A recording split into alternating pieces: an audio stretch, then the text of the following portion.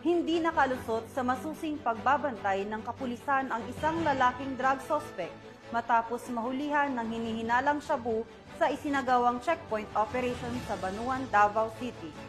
Nakibalita dyan si Patrolwoman Bername Lapos.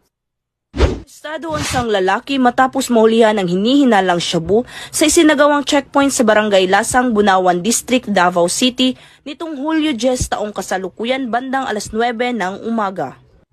Kinilala ni Police Major Janos Macliing, Acting Station Commander ng Bunawan Police Station, ang suspect na si alias Yusuf, 29 anyos, isang karpentero na residente sa Puro 14, Dilox, Tibungco, Davao City.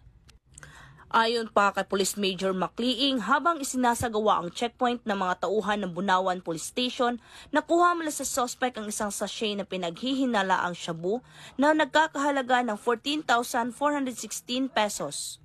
Samantala, ang suspect ay kasalukuyang nasa kustodiya na ng nasabing istasyon at mahaharap sa kasong paglabag sa RA 9165 o ang Comprehensive Dangerous Drugs Act of 2002. Ang Police Regional Office 11 ay nananatiling matatag sa kanilang mandato na labanan ang lahat ng uri ng iligal na aktibidad sa layuning mapanatili ang katahimikan at kaayusan sa buong rehiyon.